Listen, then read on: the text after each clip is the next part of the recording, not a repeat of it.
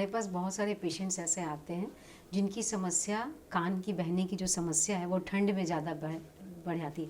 Actually ठंडी के दिनों में क्या होता है, जनरली जो हमारे अंदर कान की जो अंदर के जो मिडिल ईयर के जो पार्ट्स होते हैं उसमें कुछ गॉबलेट सेल्स होते हैं, तो वो उसकी हाइपर एक्टिविटी हो जाती है और ये जो ठंड के दिनों में ये प्रॉब्लम बढ़ जाता है। तो हमारे पास जो मरीज इस तरह का कंप्लेन लेके आते हैं और जब हम लोग कान देखते हैं तो उसमें से अगर जितने मरीज मैंने देखे उसमें से आधे से ज़्यादा मरीजों के कान के चदरे में छेद रहता है। और अगर कान के चदरे में छेद है तभी कोई भी चीज़ आपके कान से बाहर आएगी, और तभी अगर आप कान में ड्रॉप डाल रहे हो तो पेशेंट कंप्लेन भी करेगा कि जब हम ड्रॉप डालते हैं तो वो हमारे गले में आता है। तो ये आपका श्योरेस्ट साइन है कि आपका कान का चदरा फटा हुआ है,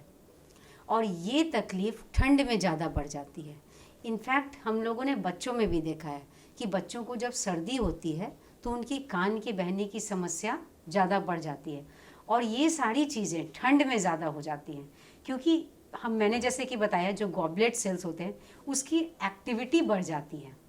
तो ये बेसिकली मिडिल ईयर में जो हमारे कान के 3 भाग होते हैं, एक बाहरी भाग होता है, एक बीच का भाग होता है, एक अंदर का भाग होता है। तो हमारा जो मेजर स्ट्रक्चर्स जो कान का होता है वो बीच के हिस्से में होता है, और जो गॉबलेट सेल्स जो मैंने बोला ये भी हमारे कान के बीच वाले हिस्से में रहता है। तो अगर बाहरी हिस्से में कोई समस्या चल रही है और हमारा पर्दा सही है तो हमारे कान से बाहर जो भी सिक्रीशंस है वो नहीं आएंगे। और जब कान बह रहा है और ठंड में ये बह रहा है तो ये एक श्योरेस्ट साइन है कि आपका चदरा फटा हुआ है, और ये जो सिक्रीशंस है आपके बीच कान के बीच वाले भाग से आ रहा है।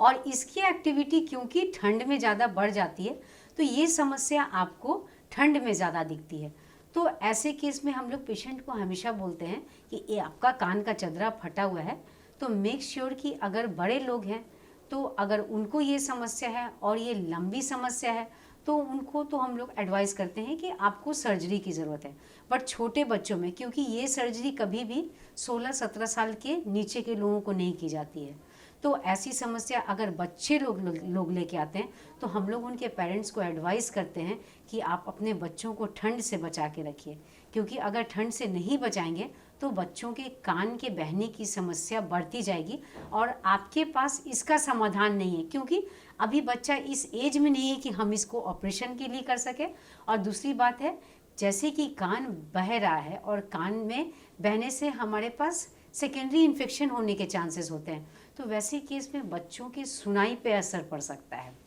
तो बच्चों में खास सावधानी बरतने की ज़रूरत पड़ती है। तो आपको हमेशा ठंड से बचना है, कान में पानी नहीं जाना चाहिए, कान को सूखा रखना है,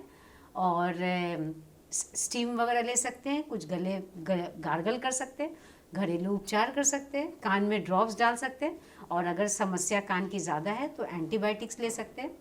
तो इस तरह का हम लोग इलाज ठंडी में करते हैं। जी।